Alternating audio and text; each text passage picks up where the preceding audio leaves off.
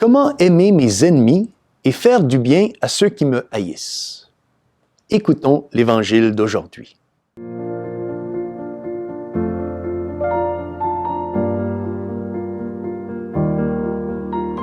Salve Maria!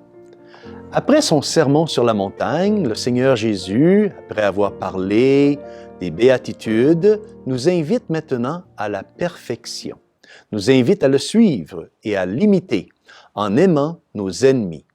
Écoutons Saint Luc, chapitre 6, versets 27 à 38. Jésus déclarait à ses disciples, « Je vous le dis, à vous qui m'écoutez, aimez vos ennemis, faites du bien à ceux qui vous haïssent, souhaitez du bien à ceux qui vous maudissent, priez pour ceux qui vous calomnient. » Le Seigneur nous invite à aimer nos ennemis. Eh bien, nous pourrions lui répondre un peu ce que les apôtres lui ont répondu dans Saint Jean, lorsque les apôtres lui ont dit « Mais Seigneur, cet enseignement est dur, comment l'accepter? » Eh bien, personne n'a dit qu'être chrétien ou catholique était quelque chose de facile. C'est un grand défi. Alors, le thème d'aujourd'hui de notre évangile, c'est l'amour. Mais qu'est-ce que l'amour? Quelle est la définition catholique de l'amour? Car si nous voulons bien comprendre comment aimer nos ennemis, nous devons saisir la définition de l'amour selon l'Évangile. L'amour catholique n'est pas l'amour de l'Évangile, ce n'est pas l'amour sentimental, ce n'est pas l'amour émotionnel, d'affection. C'est l'amour de l'Évangile, c'est un choix. C'est un choix d'aimer Dieu par-dessus toute chose et d'aimer la création, les choses, les animaux, les personnes par amour pour Dieu. Les Grecs définissaient l'amour avec 3 définitions. La première, c'était l'amour, selon les Grecs, était éros. Éros, c'était un amour,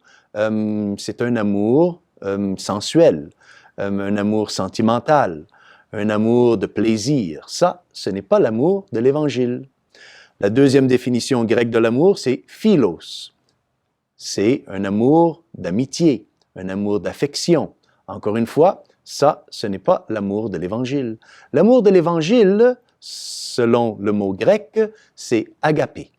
L'amour agapé, c'est-à-dire aimer Dieu par-dessus toute chose et d'aimer les autres, d'aimer les choses par amour pour Dieu. Ça, c'est le vrai amour. Ça, c'est l'amour catholique. Mais, évidemment, ici, nous sommes appelés donc à aimer nos ennemis. Mais à aimer nos ennemis pour leur bien, c'est-à-dire pour leur salut. Aimer nos ennemis pour leur conversion. Et non pas le mal qu'ils font. Nous ne devons pas aimer le mal que nos ennemis commettent. Nous devons aimer le pécheur et non pas le péché. Mais il y a aussi une autre petite subtilité dans cet évangile où le Seigneur, en nous disant que nous devons aimer nos ennemis, il utilise l'adjectif possessif à la 2e personne et non pas à la 3e personne. Écoutez, je vous le dis, à vous qui m'écoutez, aimez vos ennemis, faites du bien à ceux qui vous haïssent, souhaitez du bien à ceux qui vous maudissent, priez pour ceux qui vous calomnient. Saint Thomas d'Aquin, c'est-à-dire que nous devons aimer nos ennemis, ceux qui nous font du mal, ceux qui nous persécutent, et non pas nécessairement les ennemis ou ceux qui font du mal à une 3e personne. Surtout si le mal est fait envers l'Église ou le mal est fait envers Dieu. Alors non, Saint Thomas d'Aquin, en commentant cet extrait de l'Évangile, il explique qu'il est vertueux, et même c'est un moyen de sanctification, d'endurer, de tolérer les injures qui nous sont faites, les persécutions, les moments de haine. Mais ça peut être un vice et un grand mal d'endurer, de tolérer le mal qui est fait à une autre personne. Surtout si cette autre personne, c'est l'Église, ou encore plus si cette autre personne, c'est Dieu. C'est-à-dire que le Seigneur Jésus ici, il n'est pas en train de condamner la légitime défense. Le Seigneur Jésus n'est pas en train de nous présenter une dimension, un aspect relativiste de la vérité, où il nous invite à accepter et à ne pas réagir face au mal. Non, le Seigneur, il nous invite à aimer le pécheur et non pas le péché. Alors, c'est ça aujourd'hui le thème sur lequel nous devons méditer.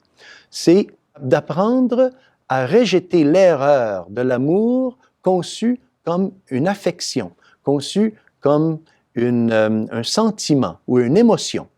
Nous devons embrasser l'amour selon l'Évangile, qui est l'amour agapé, c'est-à-dire aimer les choses par amour pour Dieu, pour leur sanctification, pour leur bien, pour leur salut. Alors, c'est ce que le Père vous désire aujourd'hui et j'en profite pour vous bénir, à vous et à tous les membres de votre famille. Et que Dieu Tout-Puissant vous bénisse, au nom du Père, du Fils et du Saint-Esprit. Amen. Salve Maria.